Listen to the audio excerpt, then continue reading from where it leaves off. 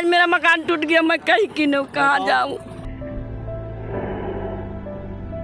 सरकार हमको घर बना के दे तो रहा है। तो वोट मांगने का टाइम आएगा तब कहेगा बाबू हमको वोट दे दो, हम गरीबों के साथ हैं। आज सरकार कहती है कि मैं तुमको गरीब को मकान देता हूँ, और एक तरफ सरकार गरीबों के घर पे बुलडोजर चलवा रही है।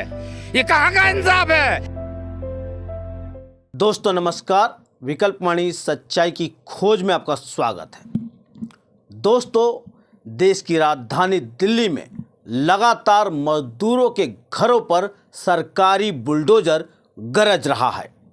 हजारों लाखों दिल्ली वासियों के घरों को तोड़ा जा रहा है और उनके सर से छत छीना जा रहा है।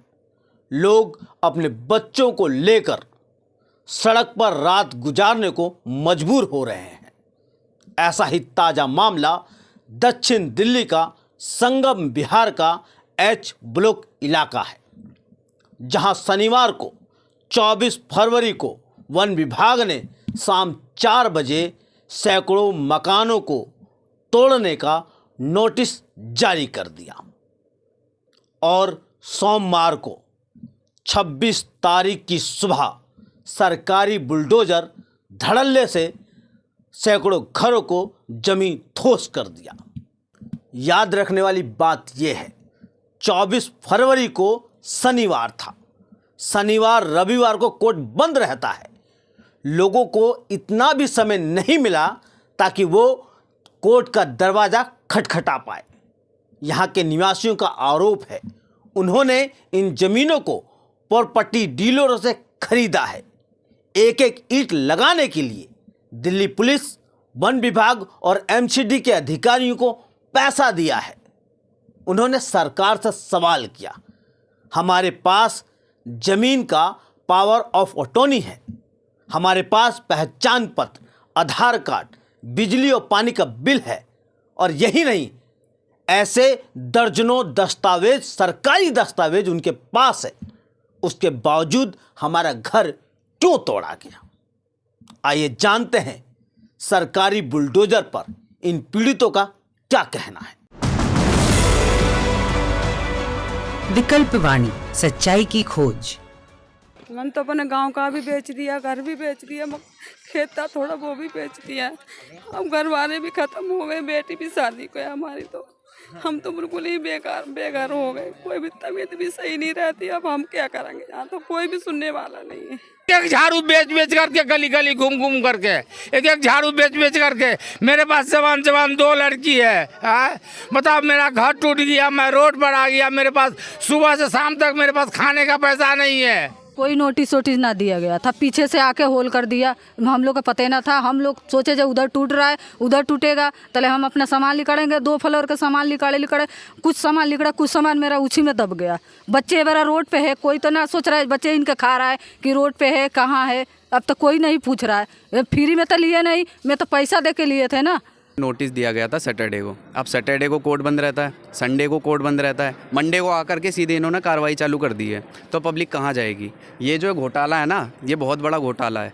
पहले ज़मीन बेची गई, ज़मीन बेचने के बाद बेचा गया मटेरियल। एक मकान को बनाने में 20-20 लाख का मटेरियल लगता है।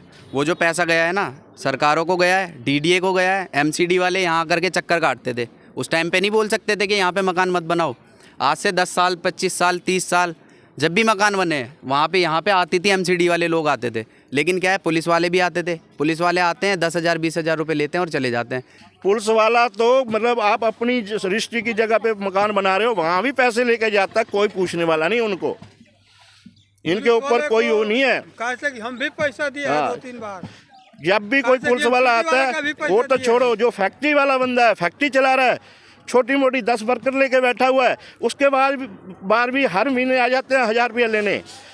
वो बोलते हैं जी इनका अब वो वेरिफिकेशन कराओ, फलाना कराओ, ढमकाना कराओ, उसके नाम पे पैसे ले जाते हैं हर महीने। डीलर से लेकर बनाए हैं हम जमीन खरीदे हैं। बार बार कहते कि आप ऑफिस आ जाइए, ऑफिस आओ। ऑफिस आने का मतलब क्या हुआ? उनसे मेरा कोई लेना देना है। बाउंड्री के मैं अंदर बसा हूँ, घर बनाया हूँ। पेपर है इनके पास, हमारे पास पावर टोनी भी है। आप नहीं रखिए तो मैं घर से पेपर मांगा, आपको दिखा रहे हैं पेपर। बिजली के खंभे लगा दिए, फिर उसके बाद में आधार कार्ड, पहचान पत्र, सारे डॉक्यूमेंट बनवा दिए।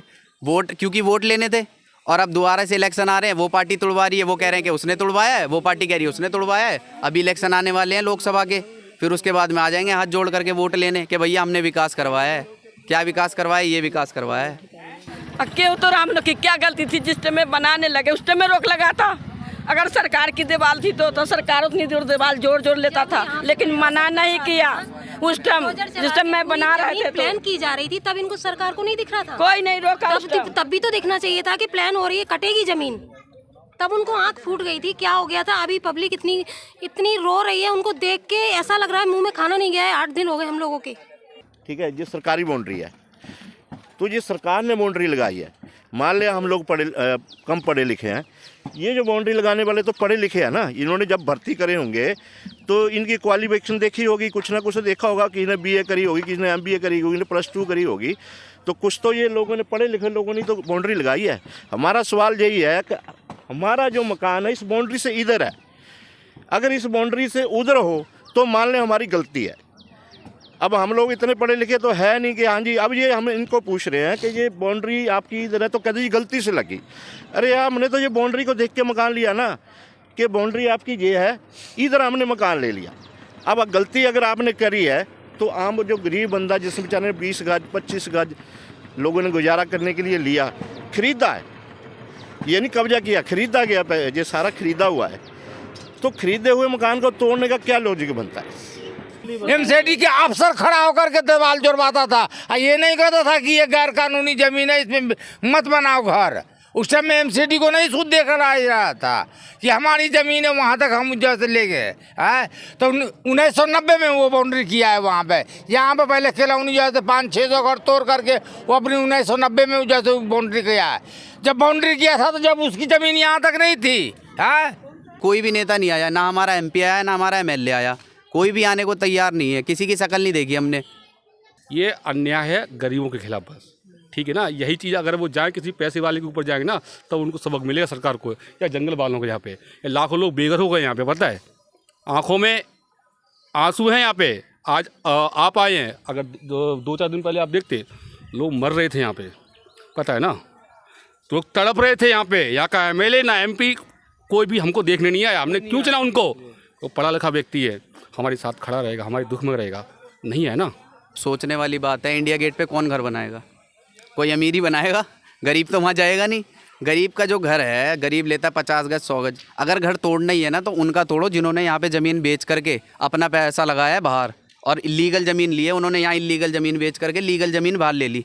कोठियाँ बना रखी हैं मैडम, कोठियाँ बना रखी है, और उनकी 25-25 करोड़ की कोठियाँ हैं। हम बता देंगे कहाँ हैं, लेकिन वो ये हमारी जान को खतरा हो जाएगा, फिर वो आकर के हमें मार देंगे कल को, उनके लड़के आकर के मार देंगे हमें कल को।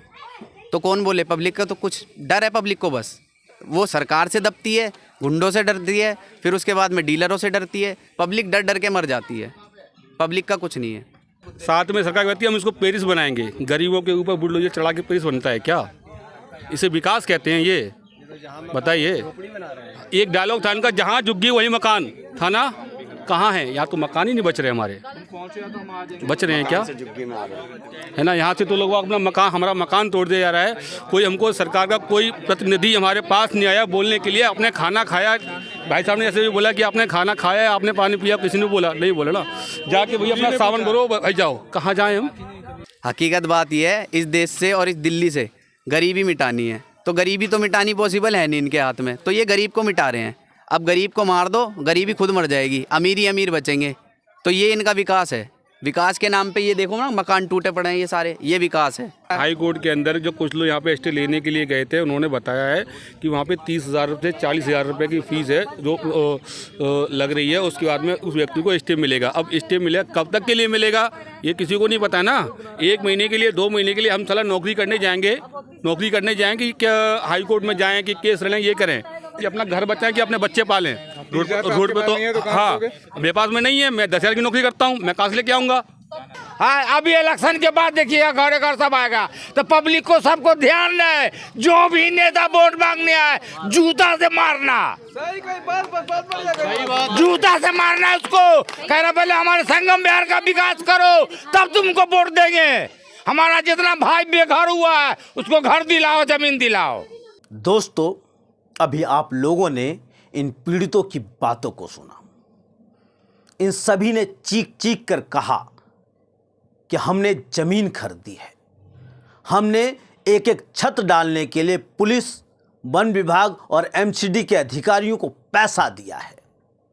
इन्होंने ये भी कहा, जिन नेताओं ने चुनाव में हमसे वादा किया कि आपके दुख और तकलीफ़ों में हम खड़े रहेंगे, वो लोग आज उनके तकलीफ़ों में गायब हैं।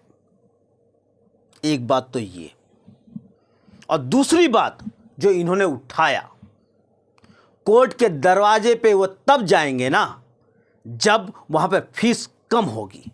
आज न्याय पाना गरीबों के लिए बहुत बड़ा मजाक बन गया है। और जब कोर्ट कहे कि बुलडोजर को हम नहीं रोक सकते हैं, आप सोचेंगे मैं ऐसा क्यों कह रहा हूँ। 1 मार्च को दिल्ली हाई कोर्ट ने सरकारी बुलडोजर को रोकने को मना कर दिया, ये कहते हुए कि अगर हमने सरकारी बुलडोजर रोका तो लोग इंडिया गेट के सामने भी जमीन खरीद कर घर बना लेंगे। सवाल फिर वही खड़ा हो जाता है, क्या प्रॉपर्टी डीलरों, नेताओं, पुलिस, एमसीडी और डीडीए के मिले इस तरह की बड़ी कॉलोनियां बच सकती हैं? बिल्कुल नहीं बच सकती। ये बहुत बड़ा भ्रष्टाचार है। कोर्ट को इस पे भी सवाल उठाना चाहिए।